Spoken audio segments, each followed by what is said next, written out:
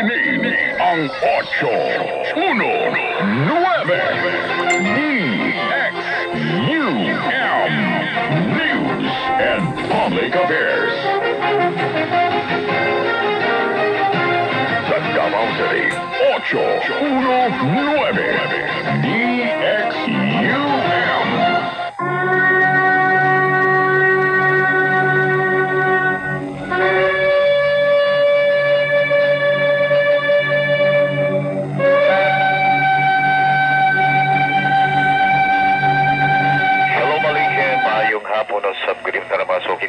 Welcome to the Balik Hebrew program. Dini sa DXUM Radio kay 819 kHz sa oras sa alas 12:30 hangtod alauna sa hapon Lunes hangtod sa adlawng Sabado. Kini si Mori Azaria Gilbert nyo sa uban speaker sa lawak, Engineer Julius Luzon, Regions and the Station Manager. Magatimbaya ka ninyong tanan 0929-311-3484 ang ato ang number. O kung kamo mo susi sa ato ang Facebook page, i-type ninyo ang Noahide Community o gaba siya i-like ang ato ang page, Facebook page o makita usab ninyo, ma-view ninyo ang ato ang mga previews ng mga programs sa television, particularly sa PTV 11 na matagalas 12 sa udtong sa alauna sa hapon. So kagahapon ang ato ang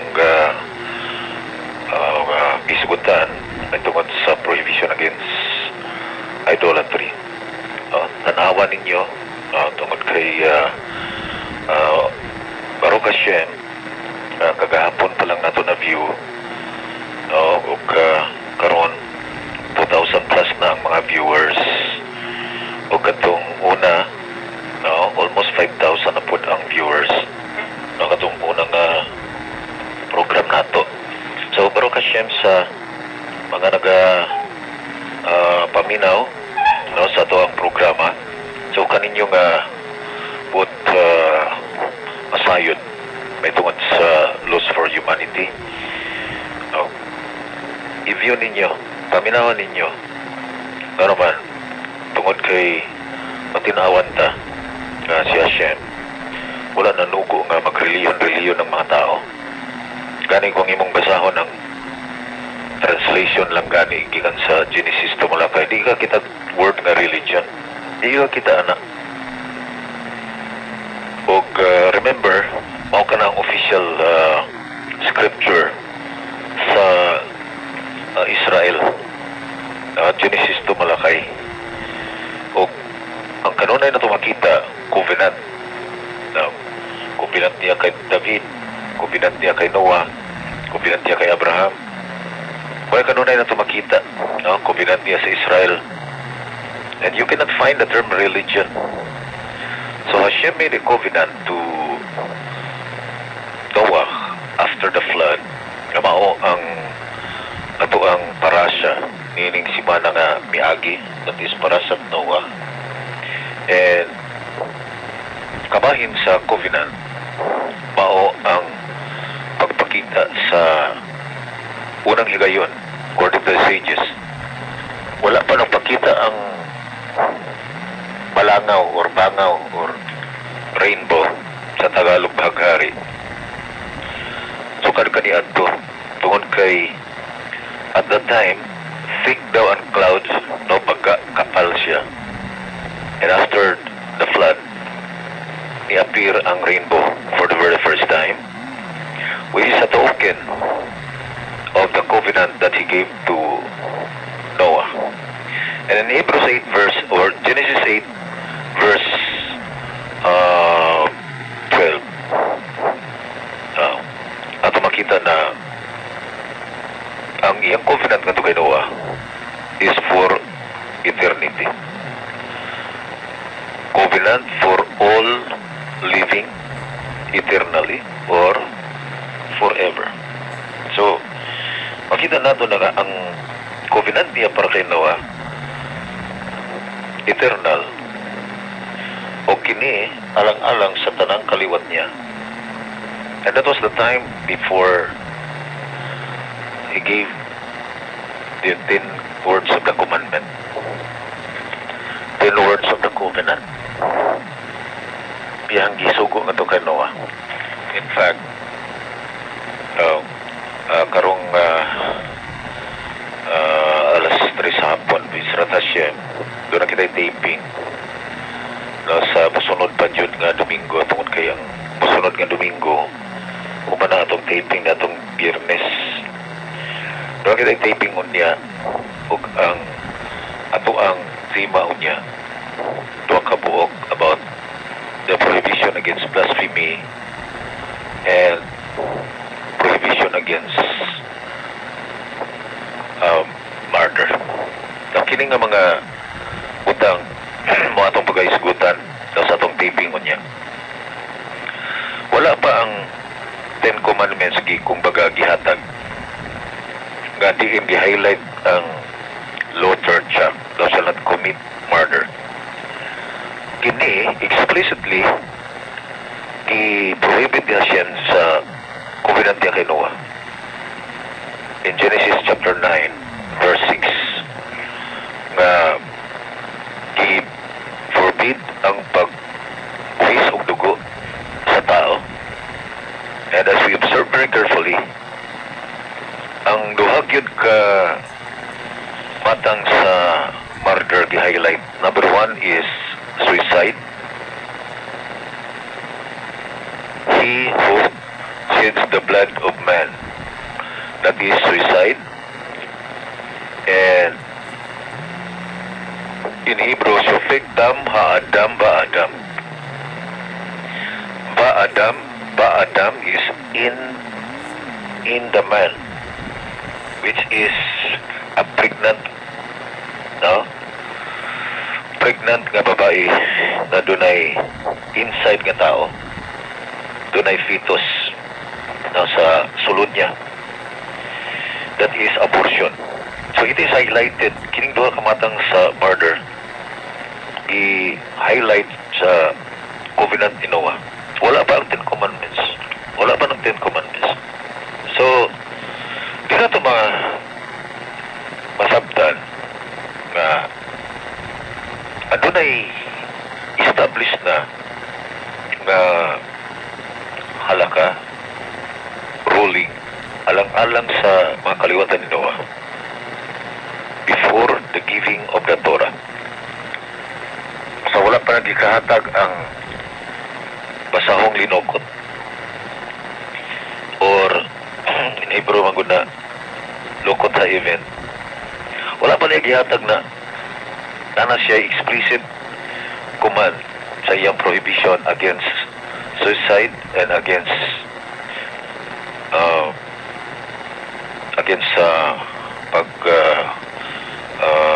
abort, no? Abortion. So kini mga kigsuna makahatag na to og pagpanabot na dunay establisado na nga system. Wala pa ihatag ang Ten Commandments. And the Ten Commandments is but only an affirmation. No, usa siya ka affirmation pag pag-attest, no, pag confirm na kini nga balaod establisado. So sa time ni Noah, ato makita na ang iyahang mga generations, they are all obligated to perform the covenant given by the Creator to Noah as the progenitor of the post-flood era. Siya ang progenitor, therefore, ang tanan niya makaliwatan, obligado mo abide sa covenant gihatag niya. Samtang ang Israel, obligated na mo perform sa 613 commandments na kini ato makita na kini hatag ni Hashem specifically to the Jewish people. So, sa laktod nga pagkasulti, duha lamang ka sistema ang gitukod niya. Wala siya manuko nga mag-Kristiyano sa tao, mag-Islam ang tao, mag-Buddhist ang tao, mag-Hindu ang tao. Ang iyang commandment, mao nga tumanon ang iyahang gisugo.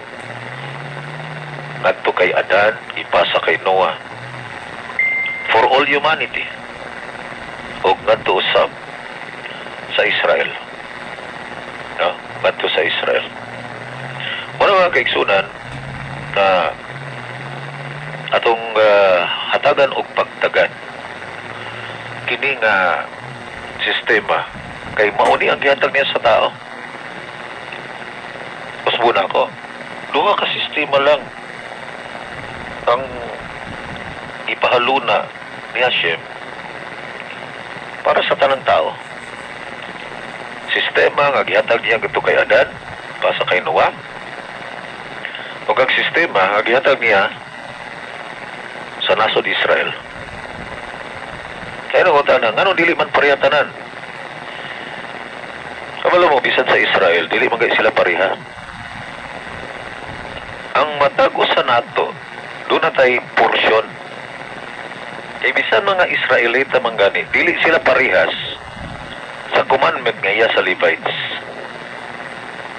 O kung wala sugua ang mga tribes sa paghimo sa iyang gisugo sa Levites, bisan paghimuon na sincero kaayo sa mga tribes, yung agdahom sila nga malipay sa Hashem, instead panisan pa noon sila. Muna natabo ni King Hosea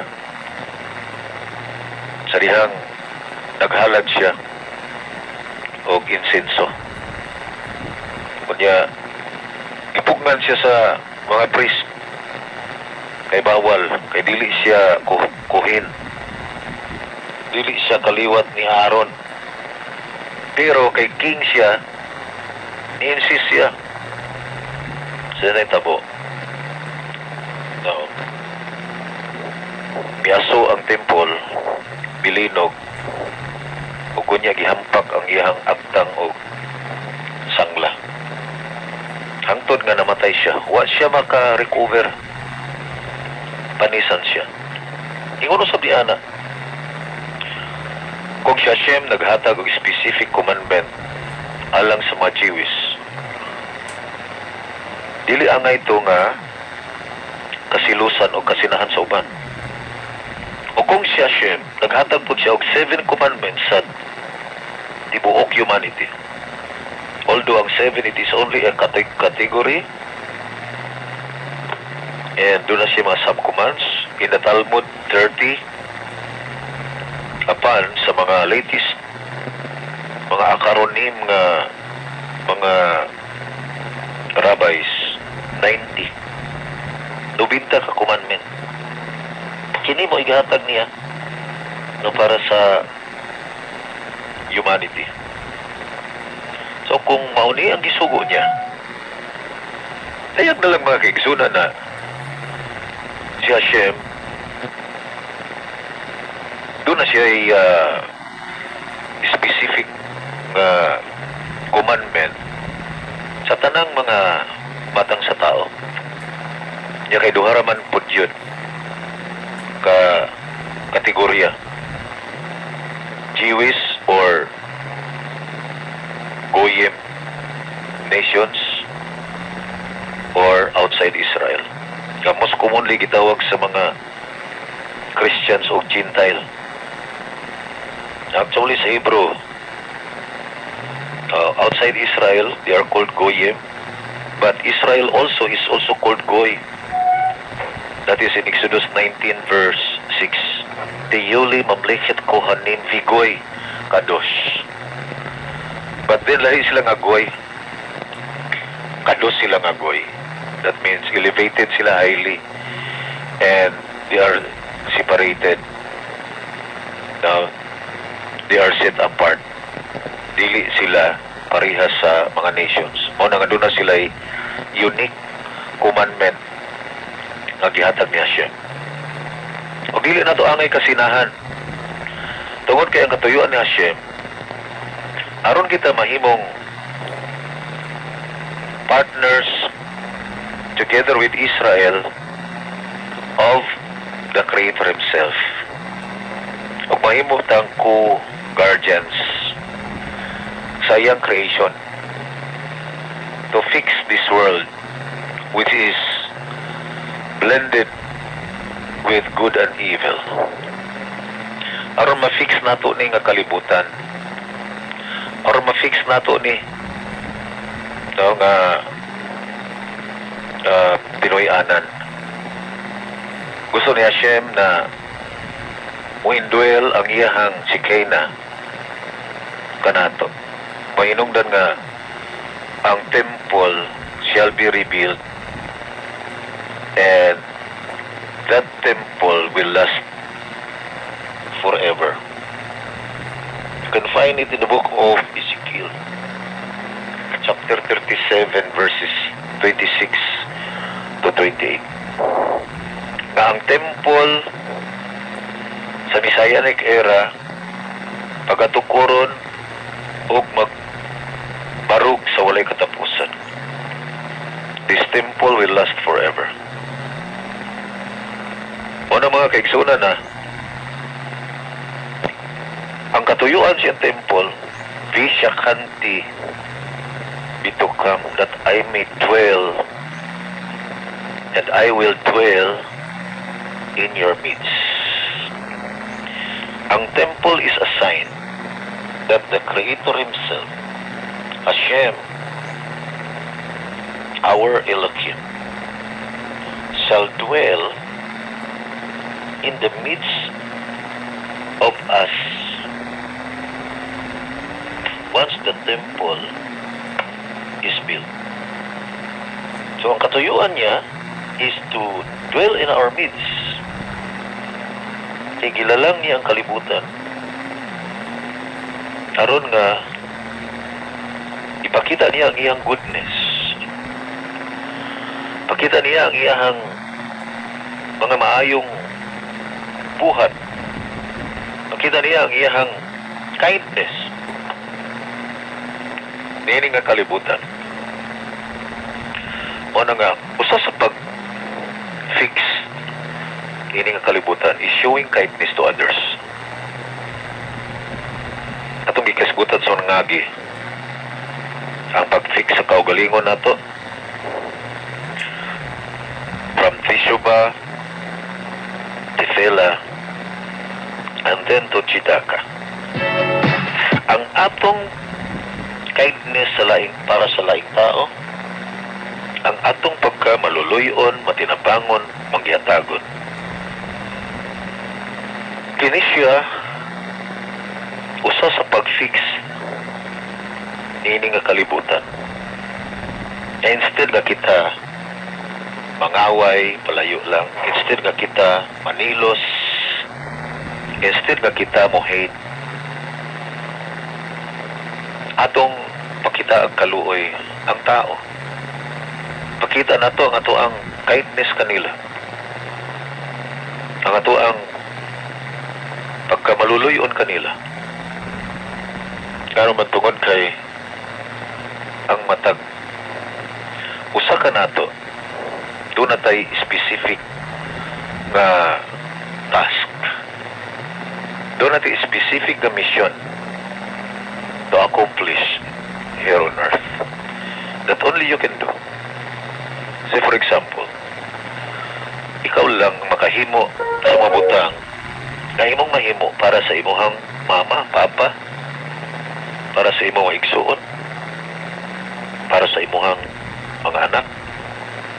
O may laing mong imo anak, ikaw raman. So, kana palang daan, masabtan nimo.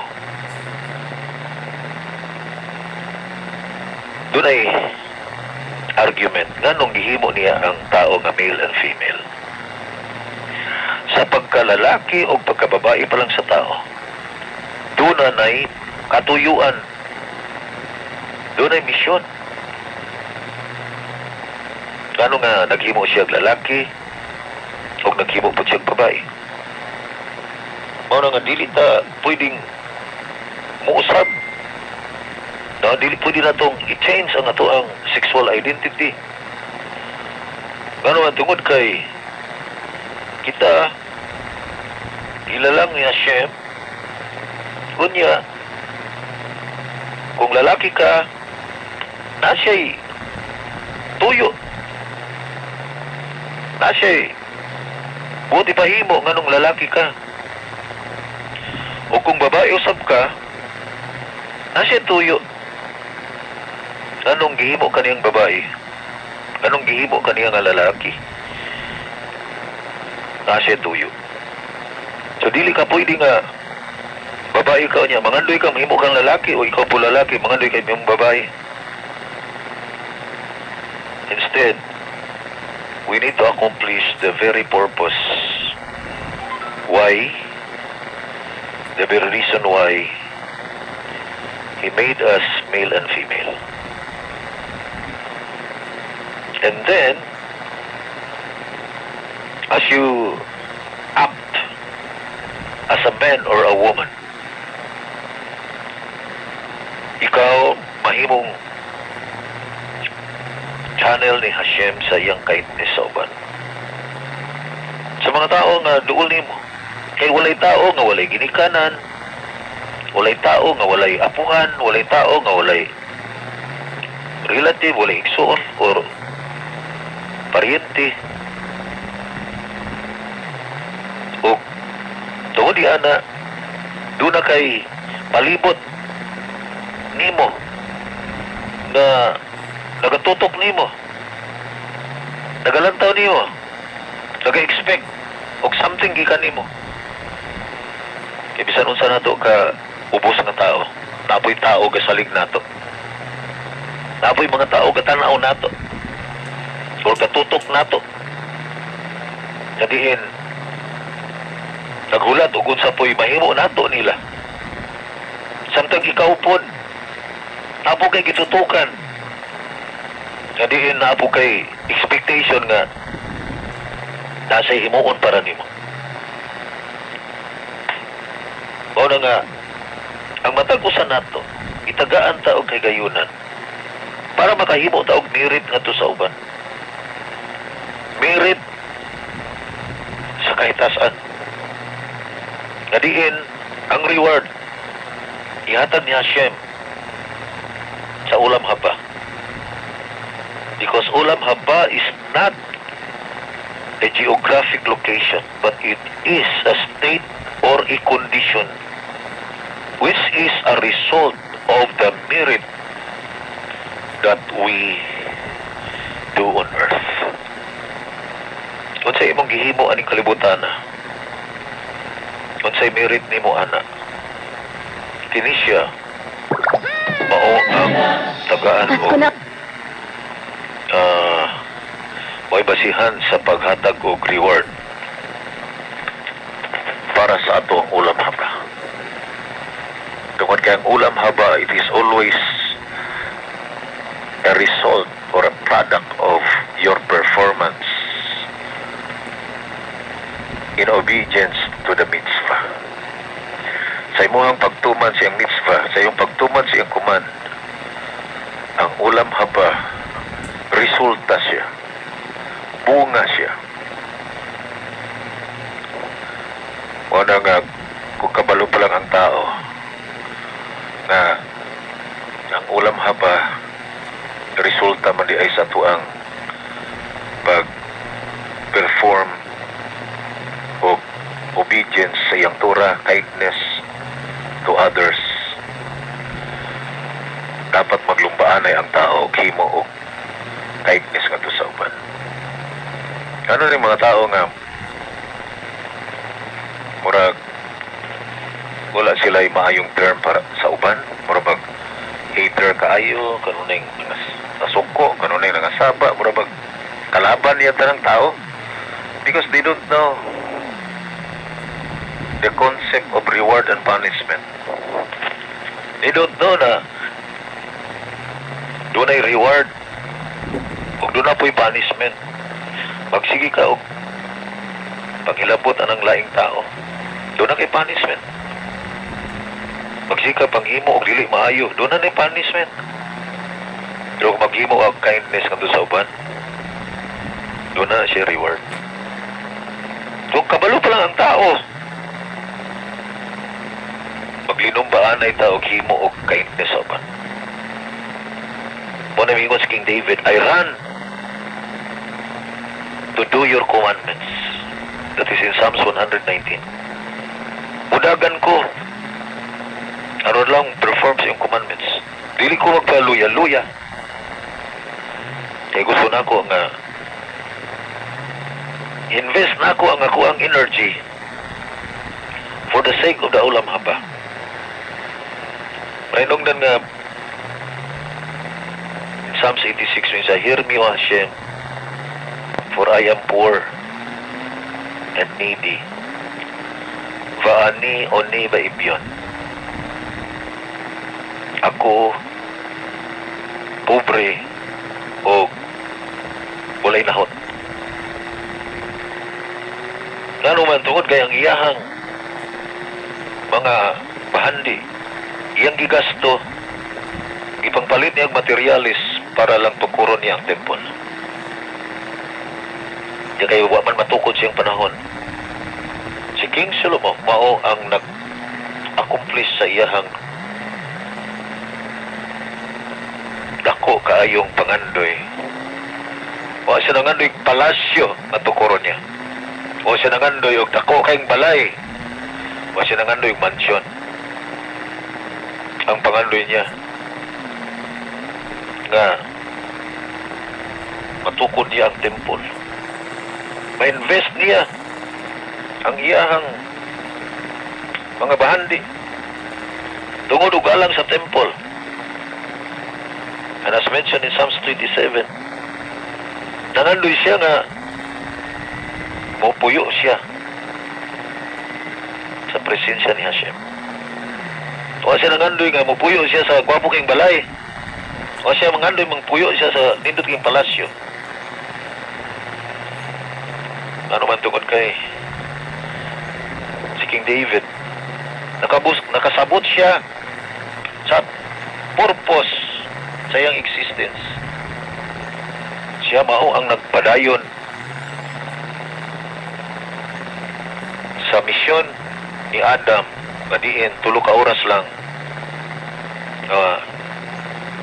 panahon siyang innocence. Panakasala si Adam. Ug ang Misaya bin David, kaliwatan ni David, mao ang mukumplito, mao ang muhingpit sa gisugtan ni Adam nga gipadayon ni David o hingpiton sa Misaya. And that is ulam haba, the resurrection life.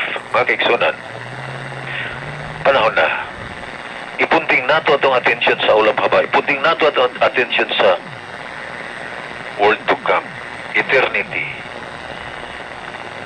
o gamito nato ang tanang naa nato ingon nga instrumento for the service of Hashem. Walang kita'y oras mga kaigsunan kanyang buhatong mga bills itong atong online classes sa alas 7.